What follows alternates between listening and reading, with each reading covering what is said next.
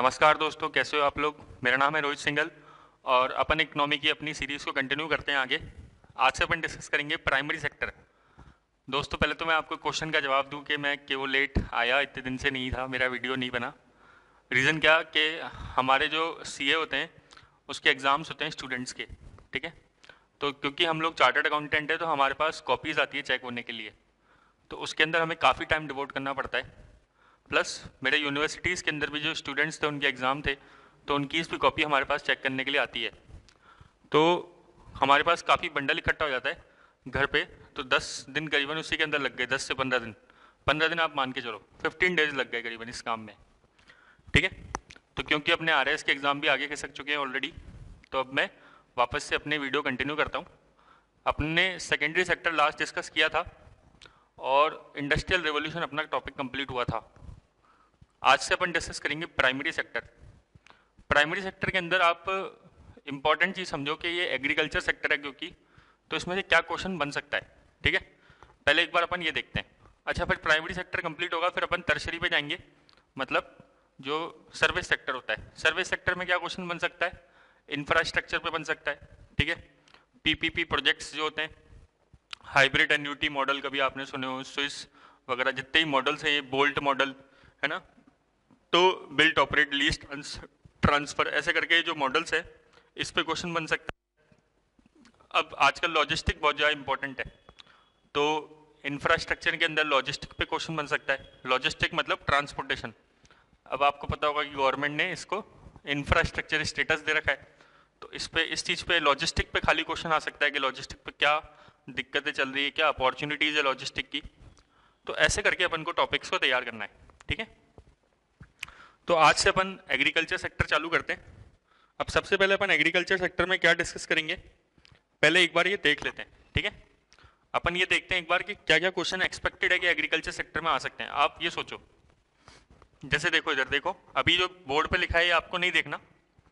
जैसे मान लो एग्रीकल्चर है ये ना, फार्मर है ये उसका खेत है, उसमें क्या क्या इनपुट लगते हैं आप ये बताओ मेरे को पहले तो, और इसके क्या क्या आउटपुट होते हैं,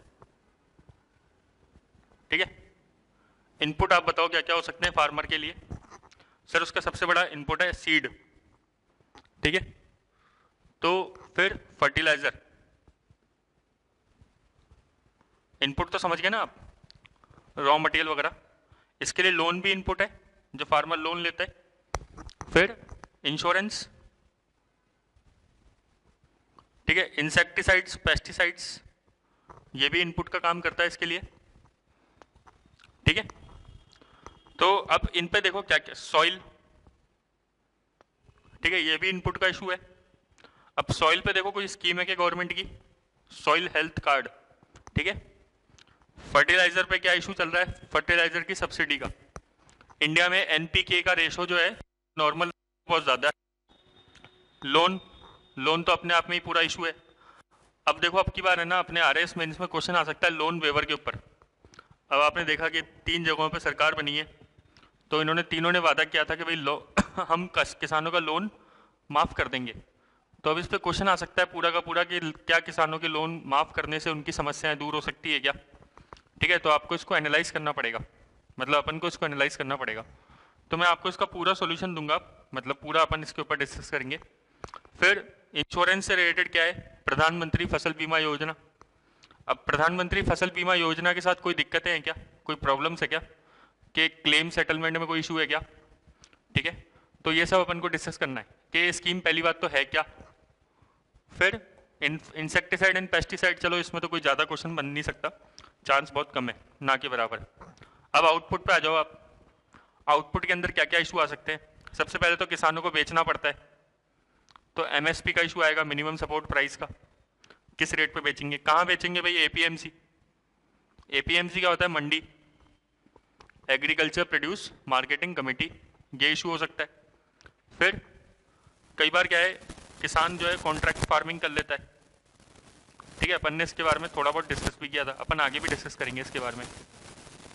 फिर एक क्वेश्चन बन सकता है कि फूड प्रोसेसिंग, आजकल ये बहुत चल रहा है, ठीक है। यूपीएससी में तो डायरेक्टली मेंशन्ड है फूड प्रोसेसिंग इकोनॉमिक्स, ठीक ठीक है। फूड प्रोसेसिंग और सप्लाई चेन मैनेजमेंट, ये सब टॉपिक्स अगर आप यूपीएससी भी दे रहे हो तो आपने देखा होगा सप्लाई चेन मैनेजमेंट उसमें लिखा हुआ है। फिर फूड सब्सिडी भी इससे ले सकते हो, जोड़ सकते हो आप। फूड सब्सिडी, सरकार फूड पे सब्सिडी दे रही है, क्या इश्यूज हैं उसके। बफर स्टॉक, ठीक है। अब आपको पता है जो फूड कॉरपोरेशन ऑफ इंडिया होता है वो उस एग्रीकल्चर के स्टोर को बफर के अंदर रखता है, ठीक है। तो उसको अपन डिस्कस करेंगे पूरा डिटेल में। देख सकते हो फूड सिक्योरिटी का इशू, फूड सब्सिडी के बाद फूड सिक्योरिटी। तो अब आप बताओ मेरे को, कोई फूड सिक्योरिटी का एक्ट बना हुआ है क्या इंडिया में? बिल्कुल सही बात बता रहे हो आप, नेशनल फूड सिक्योरिटी एक्ट। ये यूपीए के टाइम पे आया था, मतलब कांग्रेस के टाइम पे आया था, 2013 की बात है शायद, जिसमें 1 रुपये किलो, 2 रुपये किलो, 5 रुपये किलो अनाज दिया जाएगा, ठीक है। तो नेशनल फूड सिक्योरिटी एक्ट ये डिस्कस करने लायक है। और क्या हो सकता है इससे रिलेटेड इशू? इससे रिलेटेड इशू, अब फार्मर जो आजकल क्या है केवल इसी पे ध्यान देते हैं, एग्रीकल्चर पे। अब एग्रीकल्चर के अंदर ही एक और टॉपिक होता है हॉर्टिकल्चर। हॉर्टिकल्चर पे क्वेश्चन आ सकता है। हॉर्टिकल्चर से रिलेटेड सरकार की एक स्कीम चल रही है। आपको पता है हॉर्टिकल्चर कितना इंपॉर्टेंट है, कि जितना अपना एग्रीकल्चर का प्रोडक्शन होता है ना, 2-3 साल से लगातार, 3 साल से लगातार हॉर्टिकल्चर का प्रोडक्शन जो है एग्रीकल्चर के प्रोडक्शन से ज़्यादा हो रहा है। मतलब ये बहुत ही बड़ा फैक्ट है, ठीक है। कई लोगों को तो ये पता ही नहीं है। हॉर्टिकल्चर के अंदर क्या आता है बताओ? फ्लोरिकल्चर, मतलब जो फूल वगैरह उगाते हैं, ठीक है, सब्जियां, फल, ये सब हॉर्टिकल्चर का पार्ट होता है। तो इसका प्रोडक्शन ज़्यादा हो रहा है एग्रीकल्चर के प्रोड्यूस से, ठीक है। मैंने इसका पढ़ा था, योजना के अंदर था, कुरुक्षेत्र के अंदर, कुरुक्षेत्र जो मंथली मैगजीन आती है, कि अगर 1 हेक्टेयर किसान, मतलब एक हेक्टेयर फार्म पे किसान एग्रीकल्चर का प्रोडक्शन करता है तो उसको करीबन 40 से 50 हज़ार रुपये का फ़ायदा होता है सीजन के हिसाब से ना, ठीक है। लेकिन अगर वो हॉर्टिकल्चर का प्रोडक्शन करेगा तो वो 1 लाख रुपए की इनकम कमाएगा करीबन। मतलब सोचो आप, 2.5 गुना ज़्यादा। और यही जो आंकड़ा है, डेटा है, ये नीति आयोग ने भी दिया है, ठीक है। तो क्यों नहीं अपने फार्मर जो है वो हॉर्टिकल्चर पे शिफ्ट हो जाते, ठीक है। तो अपन इस पे डिस्कशन करेंगे। इस बार यूपीएससी में क्वेश्चन भी है हॉर्टिकल्चर पे। इस बार यूपीएससी ने 2 क्वेश्चन पूछे हैं एग्रीकल्चर से रिलेटेड, जहाँ तक मेरे को ध्यान है। एक तो हॉर्टिकल्चर पे पूछा है और एक मिनिमम सपोर्ट प्राइस पे पूछा है। मिनिमम सपोर्ट प्राइस आज अपन डिस्कस कर ही रहे, ठीक है, तो उसमें हो जाएगा कवर आराम से, ठीक है। तो आपको बिल्कुल भी इसमें टेंशन लेने की जरूरत नहीं है। अच्छा, ये सारे टॉपिक अपन क्लास में डिस्कस करेंगे, ठीक है, जो बन सकते हैं। इससे क्या होगा फायदा आपका, कि सारी स्कीम भी कवर हो जाएगी जितनी भी है, पूरी की पूरी। अच्छा, एक और इशू याद आया मेरे को इनपुट से रिलेटेड, इरिगेशन का। अब बताओ सरकार किस पे आजकल फोकस कर रही है? इरिगेशन कैसे होना चाहिए, सिंचाई कैसे होनी चाहिए ज़्यादातर? Micro irrigation. माइक्रो इरिगेशन मतलब ड्रिप एंड स्प्रिंकल। अब ड्रिप इरिगेशन के साथ क्या इशूज़ है, स्प्रिंकल इरिगेशन के साथ क्या इशू है, किसान इसको क्यों नहीं अपना रहे, ठीक है। और भी 3 कैटेगरी के इरिगेशन होते हैं, कैनाल इरिगेशन, ट्यूबवेल इरिगेशन और टैंक इरिगेशन। टैंक इरिगेशन बिल्कुल फार साउथ ऑफ इंडिया है ना, सबसे लास्ट के अंदर, क्योंकि वहाँ पे जो रॉक्स है वो सॉलिड है, अपन ने पढ़ा हुआ है इसको ज्योग्राफी में, ठीक है। और उससे जस्ट थोड़ा सा पहले ट्यूबवेल इरिगेशन, जैसे पंजाब हरियाणा ट्यूबवेल इरिगेशन। और कुछ एरिया के अंदर क्या है, कैनाल इरिगेशन, लाइक राजस्थान, अपन को पता ही है, ठीक है। तो ऐसे क्वेश्चन क्या है बन सकते हैं एग्रीकल्चर से रिलेटेड। पहले आप माइंड में बिठा लो कि क्या क्या क्वेश्चन वो पूछ सकता है एग्रीकल्चर से रिलेटेड। और क्या पूछ सकता है, अलाइड सेक्टर। अब बताओ एग्रीकल्चर में अलाइड सेक्टर क्या होता है? जैसे अब फार्मर को बताओ सबसे ज़्यादा इनकम किस में होती है? दूध के प्रोडक्शन के अंदर, मिल्क प्रोडक्शन के अंदर सबसे ज़्यादा इनकम, ठीक है। तो क्यों नहीं फार्मर डेयरी फार्मिंग अपना लेते, ठीक है। तो वो एक अलाइड सेक्टर है। मधुमक्खी पालन, मशरूम कटिंग, जब मैं कल पढ़ रहा था कुरुक्षेत्र तो उसमें मशरूम कटिंग की बात चल रही थी, मशरूम की खेती कर ले, है ना, ठीक है। तो ऐसे आप देख सकते हो। अगर अपन ऐसे इनोवेटिव आंसर देंगे, भाई अब क्वेश्चन आ गया how to double farmer income, ये तो बहुत जनरल क्वेश्चन हो गया, लेकिन वो एक इनमें से कोई टॉपिक उठा के पूछ लेगा, ठीक है, चांसेस हैं। अब जैसे पिछली बार पूछा था 2016 में ई नाम पे क्वेश्चन, तो ई नाम किससे रिलेटेड है? इनमें से एपीएमसी से रिलेटेड है, ठीक है। एपीएमसी से नाम रिलेटेड है। इनाम मतलब national agriculture market, electronic national agriculture market. तो इनाम भी अपन डिस्कस कर लेंगे, है ना। तो अब आप पहले तो एक बार ये दिमाग में बना लो पिक्चर कि क्या क्या क्वेश्चन बन सकते हैं एग्रीकल्चर से रिलेटेड। चलो अपन आगे कार्रवाई चालू कर देते हैं अपनी, है ना, ठीक है, टाइम नहीं लगाते बिल्कुल भी। आज सबसे पहले अपन क्या डिस्कस करेंगे? सबसे पहले अपन डिस्कस करेंगे मिनिमम सपोर्ट प्राइस, ठीक है, एमएसपी। ये एमएसपी क्या होता है सर? अब आपको पता है एमएसपी मतलब, अब इस बार क्वेश्चन क्या पूछा पता है यूपीएससी ने, व्हाट इज एमएसपी और how MSP is able to overcome the low income trap of farmer. मतलब एमएसपी क्या है और एमएसपी कैसे मदद कर सकती है फार्मर की लो इनकम ट्रैप से उसको बाहर निकालने में। ट्रैप मतलब क्या होता है? जाल, है ना। तो फार्मर की जो कम इनकम है उससे एमएसपी उसको बाहर निकालने में कैसे मदद कर सकती है। तो अब सबसे पहले क्या पूछा उसने, लेकिन व्हाट इज एमएसपी? तो सिंपल क्वेश्चन है, ठीक है। तो एमएसपी की अपने पास डेफिनेशन होनी चाहिए बिल्कुल माइंड में। MSP means minimum support price which farmer is required to sell to government, या government is required to produce procure from farmers, है ना। तो MSP is the minimum price to the farmers for procuring food crops. Food crops कह लो या फिर non food crops भी आ जाती है कुछ, ठीक है। तो फूड एंड बस सिंपल क्रॉप्स लिख दो आप, तो है ना, फॉर प्रोक्योरिंग क्रॉप्स।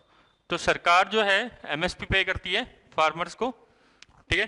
अगर मार्केट में रेट चल रही है, एक सपोज करो मार्केट में मान लो प्रोड्यूस बिक रहा है 100 रुपये केजी के हिसाब से, है ना, लेकिन सरकार कह रही नहीं 120 रुपये से कम नहीं बिकना चाहिए, ठीक है।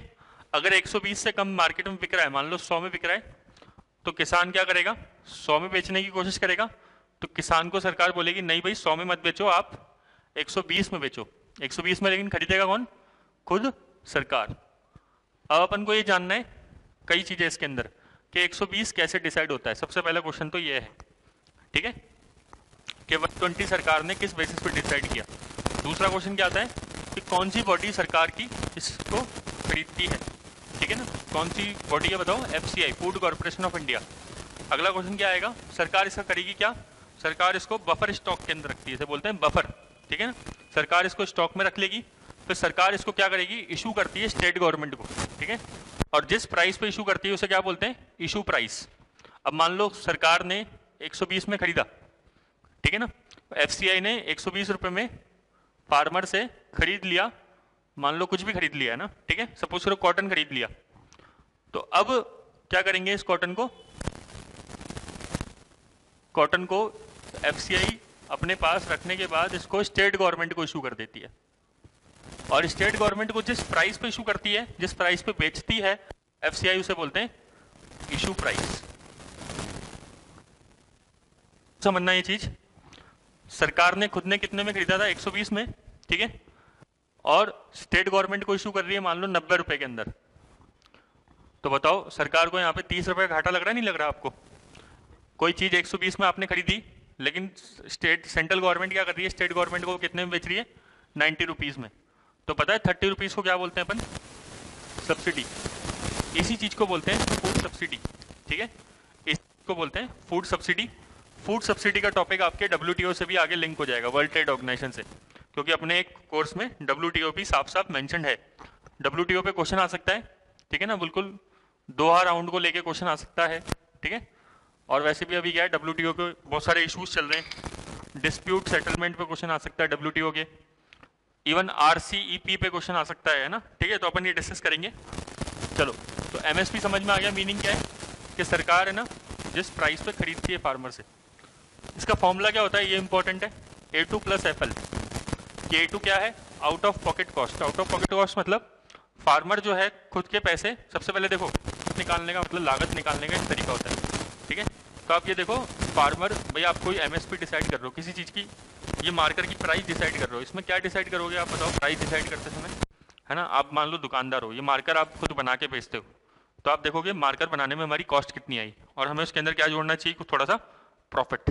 सही बात है, ऐसी होती है दुकानदारी, ठीक है, कि भाई इसकी कॉस्ट कितनी आई और इसमें कितना प्रॉफिट जोड़ेंगे, तो उसके हिसाब से इसकी सेलिंग प्राइस डिसाइड कर देंगे। तो अब फार्मर की अपन सेलिंग प्राइस डिसाइड कर रहे हैं कि भाई इतने रुपए कम से कम मार्केट में उसको मिलने चाहिए। तो कैसे डिसाइड करते हैं? एक फॉर्मूला होता है A2 प्लस FL। A2 मतलब क्या, out of pocket cost. Farmer जब वो क्रॉप उगा रहा है तो उसके खुद के खर्चे क्या आ रहे हैं, आप बताओ क्या क्या खर्चा आता होगा फार्मर का। सर सबसे पहला खर्चा आता है फार्मर को सीड खरीदने पड़ते हैं, बीज, ठीक है। काश्तकार जो है अपना सीड खरीदने के लिए जाता है। आप बताओ सीड खरीदने की राजस्थान में कौन सी बॉडी है main, Rajasthan state seed corporation limited है ना, हमने इसकी ऑडिट की, ठीक है, करीबन 7-8 साल पहले की बात है। ये दुर्गापुरा पे इसका ऑफिस है, राजस्थान स्टेट दुर्गापुरा पे भी है एक ब्रांच इसकी, ठीक है, और हेड ऑफिस शायद इसका वहाँ पे ज्योति नगर साइड में है ना। तो Rajasthan state seed corporation limited, तो इससे मान लो फार्मर ने क्या खरीदा, सीड खरीद लिया, ठीक है, या कहीं से भी खरीदा, दुकानों से खरीद लिया नॉर्मली, तो उससे क्या होगा, उसकी एक कॉस्ट आएगी प्लस फर्टिलाइजर की कॉस्ट, यूरिया वगैरह जो भी है, ठीक है, वो भी कॉस्ट होगी एक उसकी, और भी जितनी भी कॉस्ट है, ठीक है ना, जो भी उसने इरिगेशन वगैरह पे खर्चा किया है वो सारी जितनी भी उसने आउट ऑफ पॉकेट कॉस्ट दी है वो सब प्लस कर लेते हैं, तो उसे बोलते हैं A2। FL मतलब क्या होता है, इम्प्यूटेड कॉस्ट। इम्प्यूटेड कॉस्ट मतलब वो कॉस्ट जो मानी हुई कॉस्ट है, रियल में खर्च नहीं हो रही, मानी हुई कॉस्ट, अज्यूम करिए हमने कॉस्ट, अजम्पशन लिए, जैसे सर क्या, इसमें FL मतलब होता है फैमिली लेबर। FL मतलब क्या होता है, फैमिली लेबर। अच्छा ये क्वेश्चन प्रीलिम्स में भी बन सकता है। प्रीलिम्स में क्या क्वेश्चन आ सकता है कि A2 मतलब ये 3-4 ऑप्शन दे देगा, ठीक है, और आपको उसमें से सेलेक्ट करना पड़ेगा कि भाई MSP अभी कैसे डिसाइड होती है, तो A2 प्लस FL है MSP डिसाइड करने का फॉर्मूला। तो FL क्या हो गया बताओ, फैमिली लेबर। फैमिली लेबर मतलब अब सपोज करो फार्मर खुद लग रहा है, फार्मर की वाइफ लग रही है, फार्मर के बच्चे लग रहे हैं, है ना, 4 जने मिलकर खेती कर रहे हैं सपोज करो। अब ये चारों जने जो खेती कर रहे हैं अगर ये कहीं पे नौकरी करते हैं सपोज करो, तो कुछ ना कुछ इनकम होती है इनकी, है ना, तो वो इनकम क्या है, फैमिली लेबर कॉस्ट। आप इनकम नहीं कमा पाए तो वो अपॉर्चुनिटी कॉस्ट है, समझते हो अपॉर्चुनिटी कॉस्ट, वो कॉस्ट जो अपन नहीं कमा पाए वो अपॉर्चुनिटी कॉस्ट है। तो ये कोई रियल में पे थोड़े करी फार्मर ने, फार्मर खुद को थोड़े पैसे दे रहा है कि भाई मैं लेबर पे जा रहा हूँ तो अपनी वाइफ को पैसे दे रहा हूँ इस चीज़ के और अपने बच्चों को दे रहा हूँ, नहीं, लेकिन वो क्योंकि उस खेत पे काम कर रहा है तो वो कहीं और नहीं कमा पा रहा, तो वो जो नहीं कमा पा रहा है वो क्या है, अपनी अपॉर्चुनिटी कॉस्ट। क्लियर, तो इसको भी जोड़ना होता है FL को, फैमिली लेबर को। तो ये दोनों मिला के सरकार ने कॉस्ट बताई है, प्रोडक्शन कॉस्ट। अब इस बजट से क्या अनाउंस किया गया है 2018 बजट से कि इस पे 50% एक्स्ट्रा मिलेगा। अब सपोज करो आपकी प्रोडक्शन कॉस्ट मिला के 100 रुपये आ रही है, तो फार्मर को 150 रुपये मिलेंगे, ठीक है, 50 रुपये आप प्रॉफिट मान लो, आप कह सकते हो कि 50 रुपये एक्स्ट्रा मिल रहे हैं तो ये एक तरीके से प्रॉफिट हो गया, लाभ हो गया, ठीक है। लेकिन देखो इसके इशू है, इसके इशू क्या है, जो MS स्वामीनाथन है, जो ग्रीन रेवोल्यूशन जो जिन्होंने स्टार्ट किया था इंडिया में कह सकते हैं अपन, ठीक है, उन्होंने इसको बोला है C2 होना चाहिए। ये क्या होना चाहिए, ये C2 मतलब क्या होती है, कॉम्प्रहेंसिव कॉस्ट, ठीक है ना, आप ये कह सकते हो ये और कॉम्प्रहेंसिव है, मतलब इसमें और मतलब और भी चीजें इंक्लूड होनी चाहिए, जैसे क्या, रेंट और इंटरेस्ट। सर ये क्या मतलब हुआ, अब एक बात बताओ, फार्मर की अपन ने लेबर कॉस्ट तो जोड़ ली, ठीक है, वैसे वो दी थोड़े है फार्मर ने किसी को, बस वो तो इम्प्यूटेड है, इम्प्यूटेड मतलब मानी हुई कॉस्ट है, क्योंकि फार्मर कहीं और नहीं कमा पा रहा, क्योंकि वो खुद अपनी फार्म पे खेती कर रहा है। इसी तरीके से रेंट, भाई मान लो फार्मर के पास जो है जमीन है, अगर वो जमीन पे खेती नहीं करता तो उसको किराए पे देता, ध्यान से समझना है ना, बिल्कुल ध्यान से, अगर वो उस जमीन को किराए पे देता और उस पर खेती नहीं करता तो क्या मिलता, उसको किराया मिलता, बट क्योंकि वो अभी खेती कर रहा है तो उसको किराया नहीं मिल पाया, तो अगेन इम्प्यूटेड कॉस्ट हो गई या नहीं हुई, हो गई। लेकिन ये कॉस्ट अभी तक सरकार ने इसे बोलते हैं imputed rent, IMPUTED, imputed rent, जैसे इम्प्यूटेड कॉस्ट है ना ये वाली, तो वैसे ही इम्प्यूटेड रेंट ये कॉस्ट इंक्लूड अभी नहीं करी है, ठीक है, तो ये भी इंक्लूड होनी चाहिए MS स्वामीनाथन के हिसाब से। और इंटरेस्ट, फार्मर लोन लेता है आपको पता है, ब्याज वगैरह, ठीक है, तो ये सब चीजें भी इंक्लूड होनी चाहिए। तो आप जब भी अगर MSP पे क्वेश्चन आएगा तो आप स्टार्टिंग ऐसे कर सकते हो फॉर्मूले से। अच्छा ये फॉर्मूला डिसाइड, ये MSP बताता कौन है, पहली बात तो MSP अब प्रीलिम्स में क्वेश्चन आ जाए कि कौन डिसाइड करता है MSP, है ना, तो कौन सी सरकार की बॉडी, अब 4 ऑप्शन आ जाएगा, FCI आ जाए, ऐसे करके 4 आ जाए, तो आपको ध्यान रखना है CACP जो बॉडी है वो डिसाइड करती है MSP, मतलब वो रिकमेंड करती है ना, एक क्या बोलते हैं उसको, रिकमेंड करने को मतलब रिकमेंड करती है, एक ओपिनियन देती है ना, आप ये मान लो फिर रिकमेंड करने के बाद अप्रूव करने का काम किसका है? Cabinet committee on economic affairs. मैंने शॉर्ट में लिख रखा है, आपको पूरा पूरा लिखना है, CCEA, cabinet committee on economic affairs. CACP मतलब क्या होता है? इसका होता है commission for agriculture cost and practices, है ना, ऐसे कुछ नाम है इसका, एक बार आप गूगल भी कर लेना, ठीक है। तो CACP जो बॉडी है वो रिकमेंड करती है, और उसको अप्रूव कौन करता है? Cabinet committee on economic affairs. ये प्रीलिम्स का फैक्ट है, आप मेंस में भी इसको लिख सकते हो, और बड़ा क्वेश्चन है तो, ठीक है ना, MSP पे। अच्छा, अब ये क्वेश्चन आ सकता है एग्जाम में कि भाई कब अनाउंस करी जाती है, लेकिन अपन मेंस में भी लिख सकते हैं, ठीक है। तो अनाउंस करी जाती है beginning of the sowing season, ठीक है। तो जैसे रबी का सीजन है, खरीफ का सीजन है, तो खरीफ का सीजन है तो मानसून से जस्ट पहले, है ना, ठीक है, क्योंकि मानसून में तो किसान क्या है, खरीफ की फसल बोएगा। खरीफ तो आइडिया है अपन को, खरीफ रबी तो, है ना। रबी मतलब विंटर की क्रॉप्स एक तरीके से, और जो खरीफ है वो मानसून की क्रॉप्स हो जाती है ना, ठीक है, सिंपल। अब MSP कितने क्रॉप्स के लिए डिक्लेयर करी जाती है इंडिया में? अराउंड 23 क्रॉप्स के लिए। इस बार प्रीलिम्स में क्वेश्चन था, है ना, IAS के अंदर, कि इनमें से किस चीज पे MSP डिक्लेयर नहीं करी जाती। तो आंसर था उसका कॉफी करके था। कॉफी पे तो देखो भाई, MSP किस लिए डिक्लेयर करी जा रही है? जिस चीज के मार्केट में भाव टूट सकते हैं। लेकिन कॉफी एक ऐसी चीज है जो, पहली बात तो इंडिया में हर फार्मर, नॉर्मल फार्मर तो उगाता नहीं है। राजस्थान में कॉफी कहाँ प्रोडक्शन होता है? मेरे हिसाब से तो नहीं होता, ठीक है ना, होता भी होगा तो बहुत कम होता होगा, ठीक है, क्योंकि इंडिया में वो अपने राजस्थान में वो क्लाइमेट ही नहीं है उसके हिसाब से। तो लेकिन जो कॉफी उगाने वाले फार्मर्स हैं उनको जरूरत ही नहीं है MSP की, मिनिमम सपोर्ट प्राइस की, ठीक है, तो उसके लिए MSP की रिक्वायरमेंट नहीं है। तो वो क्वेश्चन था, अब की बार आप देखना IAS प्रीलिम्स में।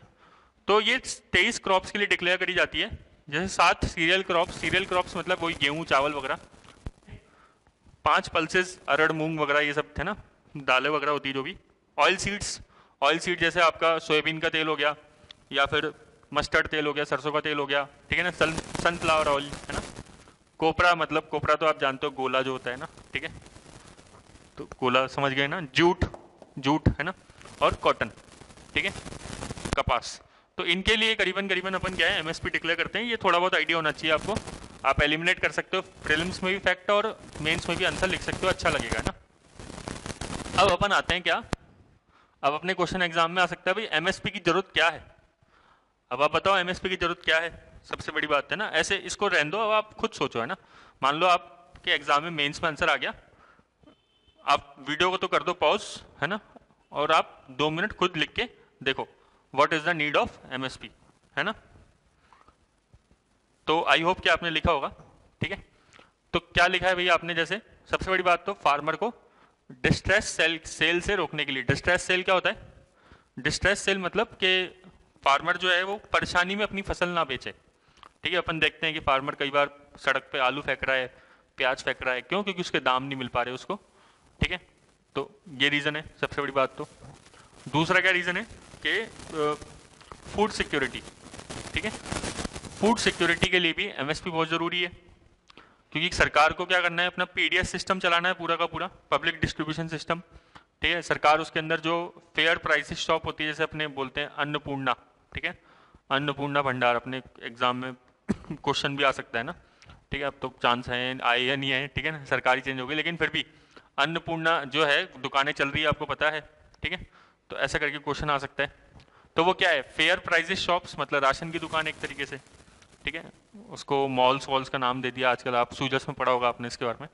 तो अब क्या होता है इसके अंदर कि सरकार क्या करेगी, FCI जो है वो खरीदेगी, FCI इसको स्टेट गवर्नमेंट को दे देगी, स्टेट गवर्नमेंट फिर अपने जो दुकानें हैं उनको पहुंचा देगी, ठीक है। और दुकान वाले फिर जो जिनके पास राशन कार्ड है उनको दे देंगे, ठीक है। तो ये टारगेटेड PDS सिस्टम, अपन PDS सिस्टम भी पढ़ेंगे ना, याद आ गया मेरे को, PDS सिस्टम भी पढ़ना है अपन को, क्लियर। तो इसलिए भी जरूरी है फूड सिक्योरिटी के लिए। Third point, to incentivise production, मतलब आपको किस चीज का प्रोडक्शन बढ़ाना है। अब सपोज करो सरकार चाहती है कि हमें प्रोडक्शन बढ़ाना है वीट का, राइस का, तो सरकार अगर MSP डिक्लेयर कर देगी तो अपने आप क्या होगा, लोग वीट और राइस पे शिफ्ट हो जाएंगे, ठीक है। अब सरकार चाहती है मान लो कि किसी भी चीज़ का फसल का प्रोडक्शन करवाना, तो अगर MSP डिक्लेयर कर देगी तो किसान क्या करेगा, अपने आप ही उस चीज़ पे शिफ्ट होता जाएगा, वही चीज़ उगाएगा फिर, ठीक है। फिर एक और फायदा क्या है MSP डिक्लेयर करने का, कि किसान को भी पता रहता है कि भाई मुझे क्या उगाना है, ठीक है। कि मुझे अच्छे पैसे किससे मिल जाएंगे। क्लियर क्या? तो ये कुछ फ़ायदे हैं। पहला फ़ायदा कि लार्ज, हाँ एक और चीज़ कि इंडिया में जो पॉपुलेशन है, अपन को पता है भारत एक कृषि प्रधान देश है, अपन सुनते हैं बचपन से, क्लास में आता है अपने ऐसे में लिखते हैं ना। तो large population of farmer depend on agriculture. आप बता सकते हो कितना परसेंट इंडिया में पॉपुलेशन डिपेंड है? बिल्कुल सही बता रहे हो आप, करीबन 60% लोग इंडिया के अंदर लोग, पॉपुलेशन जो है वो एग्रीकल्चर पे डिपेंडेंट है। डेटा एग्जैक्ट याद नहीं हो, लेकिन 60%, अराउंड 60% लिख के आ सकते हो ना, ठीक है। It protect farmer from distress cell, ठीक है। फूड सिक्योरिटी के लिए अपन ने डिस्कस किया पीडीएस सिस्टम, इससे लिंक किया पब्लिक डिस्ट्रीब्यूशन सिस्टम पूरा, ठीक है। एफसीआई वगैरह खरीदता है।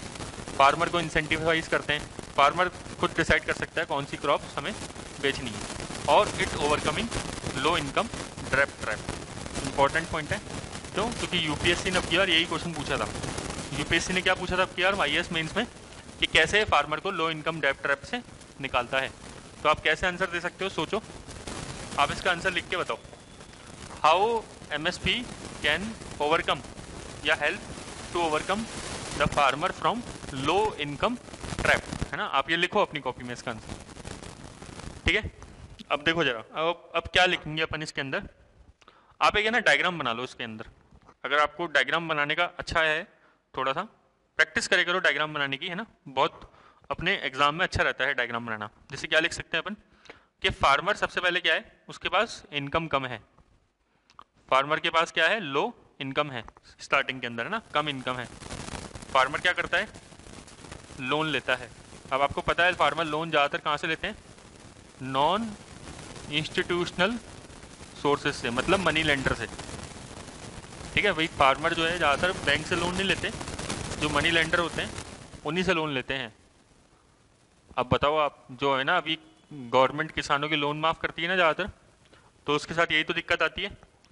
दिक्कत क्या है कि ज़्यादातर जो इंडिया में किसान हैं वो स्मॉल एंड मार्जिनल फार्मर्स हैं, जिनकी पास 1 एकड़ से भी कम ज़मीन, मतलब 70 से 80% फार्मर या उससे ज़्यादा percentage farmer small and marginal farmers हैं, जिनके पास 1 हेक्टेयर से भी लैंड कम है। तो वो तो बैंक से लोन लेते ही नहीं है। अब आप सोचो, अगर गवर्नमेंट लोन माफ़ भी कर रही है तो लोन केवल उस फार्मर का माफ़ हो रहा है जो बैंक से लोन ले रहा है। तो बैंक से जो लोन नहीं ले रहे हैं वो फार्मर बेचारे और भी डिस्ट्रेस में आ जाते हैं। वो सोचते हैं भाई हमने क्या गुनाह किया, क्योंकि उनको लोन मिलता ही नहीं बैंक से कई बार, ठीक है। वो बैंक में कई बार तो जाने से डरते हैं फार्मर्स। तो ये अपन ऐसे पॉइंट दे सकते हैं। अपन डिस्कस करेंगे फार्म लोन को। तो लो इनकम थी, फार्मर ने लोन लिया नॉन इंस्टीट्यूशनल सोर्सेज से। अब इसमें दिक्कत क्या है, मनी लेंडर से जो लोन लेते हैं ना फार्मर, उसका रेट ऑफ इंटरेस्ट बहुत ज़्यादा होता है, बहुत ही ज़्यादा, ठीक है। फिर फार्मर ने फसल उगाई, उसको बेचा। कहाँ पे बेचता है फार्मर बताओ? एपीएमसी, मतलब मंडी, है ना। मंडी बोलते हैं अपन, मंडी फार्मर की, एग्रीकल्चर प्रोड्यूस मार्केटिंग कमेटी, ठीक है, मुआना मंडी जैसे। तो उधर बेचा उसने माल। अब क्या होगा, उस मंडी पे माल बेचेगा तो उसमें रेट कम मिलेगी।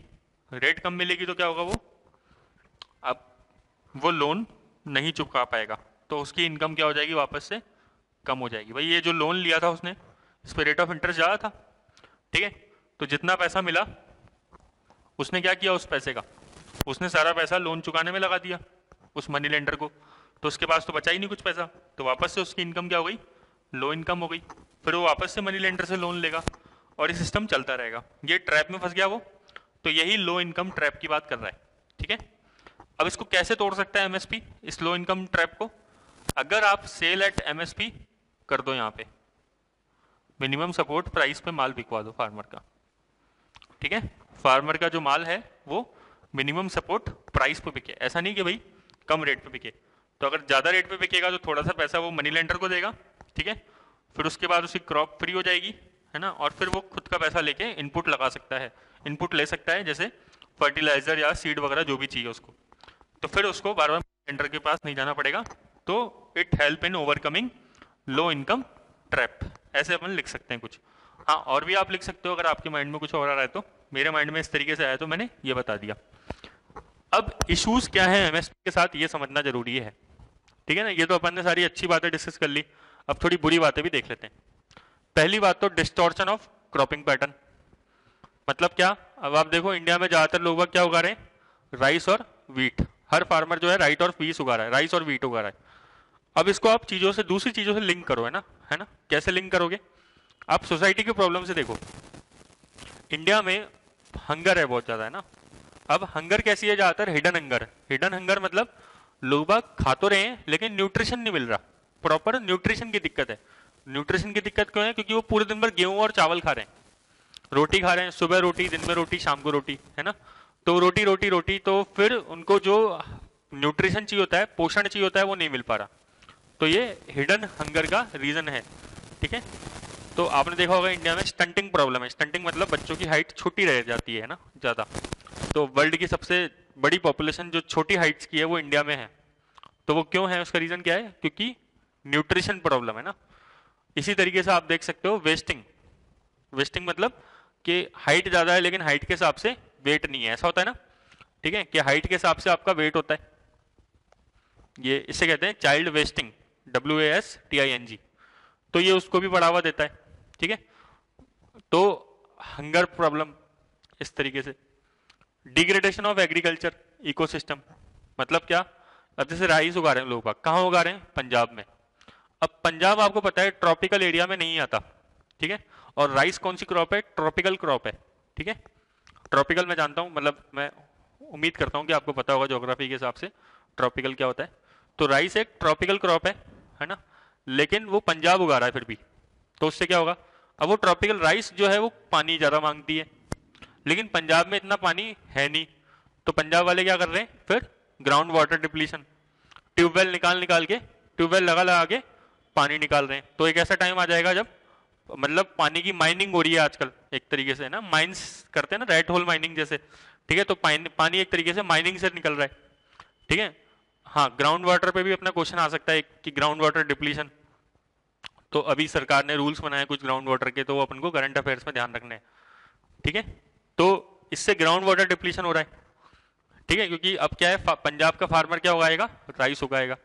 तो राइस जबकि एक ट्रॉपिकल क्रॉप है, लेकिन पंजाब ट्रॉपिकल एरिया में नहीं आता, तो वो पानी की जरूरत पड़ेगी उसको, लेकिन पंजाब के पास क्योंकि पानी नहीं है इतना, तो वो ग्राउंड वाटर डिप्लीशन। अब आप देखो पंजाब के अंदर कितना नीचे पानी चला गया, है ना, वाटर टेबल नीचे जाती जा रही है। ट्यूबवेल से उन्होंने इरिगेशन कर करके पानी खत्म कर दिया, प्लस पानी के साथ साथ अब क्या निकल रहा है वहां पे? नाइट्रेट। तो वहां पे दिक्कत चालू हो गई बहुत सारी, है ना, कैंसर चालू हो गया, ठीक है। तो अब पंजाब से बीकानेर एक ट्रेन चलती है, इसे बोलते हैं कैंसर ट्रेन, है ना, ठीक है। Regional imbalance. रीजनल इम्बैलेंस मतलब क्या?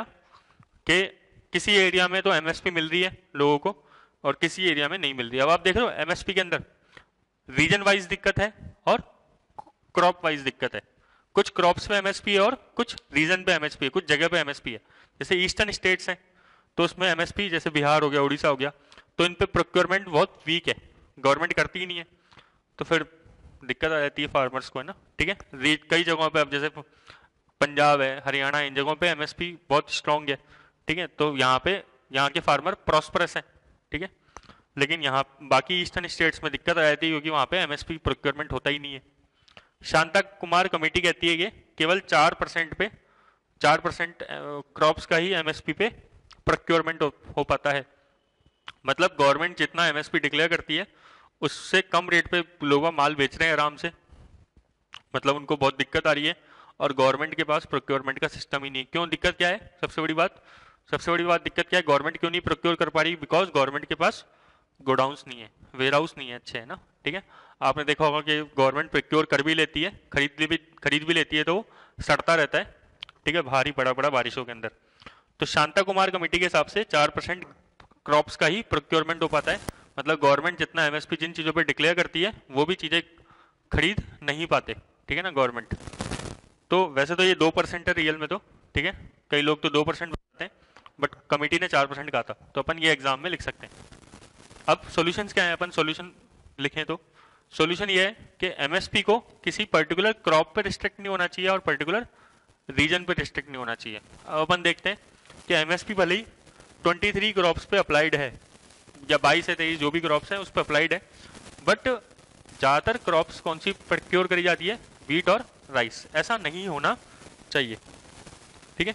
एक सेकंड बैटरी चेंज कर लेता हूं मैं। हाँ, तो क्या है, एमएसपी पर्टिकुलर क्रॉप पे नहीं होनी चाहिए, हमने देखा है ज़्यादातर व्हीट और राइस पे ही है, और पर्टिकुलर रीजन पे भी नहीं होनी चाहिए, मतलब इक्वल डिस्ट्रीब्यूशन हो स्टेट्स के अंदर, है ना। ऐसा नहीं हो कि किसी स्टेट को ज़्यादा एमएसपी का लाभ मिल रहा है और किसी स्टेट को कम, वरना ये रीजनल डिस्पैरिटी पैदा करता है। जैसे वेस्टर्न यूपी है तो उनको बहुत अच्छा एमएसपी का लाभ मिलता है, अपन ने देखा, तभी तो वहाँ पे ग्रीन रेवोल्यूशन है वो अच्छी तरीके से आया। ठीक है, एपीएमसी शुड बी मॉनिटर, ये बहुत इंपॉर्टेंट पॉइंट है कि देखो पहली बात तो क्या है, एग्रीकल्चर जो है ना वो स्टेट सब्जेक्ट है। इंपॉर्टेंट पॉइंट ये है जानने के लिए ना पॉलिटी के हिसाब से कि एग्रीकल्चर यूनियन सब्जेक्ट नहीं है, कॉन्करेंट लिस्ट में नहीं आता है, स्टेट लिस्ट में आता है। तो एपीएमसी जो होती है, मंडियां होती है, उसके अंदर फार्मर जो है ना एमएसपी डिक्लेयर होने के बाद भी उस क्रॉप को सस्ते रेट पे बेच रहे हैं, ऐसा नहीं होना चाहिए। ठीक है ना, ऐसा होगा तो क्या होगा, फिर अपने मतलब एमएसपी डिक्लेयर करने का फायदा ही नहीं है। और स्विफ्ट पेमेंट लाइक एफआरपी। अब आप ये बताइए जरा कि मैंने आपको पहले भी बताया था, अपन ने पहले भी डिस्कस किया था, शुगर केन पे एमएसपी ना होके क्या होती है, फेयर रेम्यूनरेटिव प्राइस, एफआरपी बोलते हैं उसको। लेकिन दिक्कत क्या है उधर कि उनको किसानों को पेमेंट टाइम पे नहीं मिल पाता है ना। शुगर मिल्स का अपन ने केस डिस्कस किया था पूरा डिटेल से। ठीक है, तो पेमेंट थोड़ा सा फास्ट होना चाहिए, तो ऐसे अपन आंसर लिख सकते हैं। ठीक है, अब मैं आपको एक होमवर्क दे रहा हूं जो आपको करना ही है। ठीक है, क्या होमवर्क है आपका बताओ। आपको आरसीईपी पे लिखना है और एक बीटीआईए। ठीक है, ये दोनों अब की बार सुर्खियों में है बहुत ज्यादा। ठीक है, तो ये दोनों आपको टॉपिक तैयार करने हैं। ये दोनों सर किससे लिंक है टॉपिक, ये वर्ल्ड इकोनॉमी से लिंक है, जैसे डब्ल्यूटीओ वगैरह है ना। ठीक है, ये मेंशन नहीं है साफ साफ, लेकिन ये आ सकता है एग्जाम में। ठीक है, तो रीजनल कॉम्प्रिहेंसिव इकोनॉमिक पार्टनरशिप और बायलैटरल ट्रेड इन्वेस्टमेंट एग्रीमेंट, ऐसे कुछ नाम है इसका, देख लेना आप, है ना। ठीक है, कल मिलते हैं पक्का। Thank you, bye.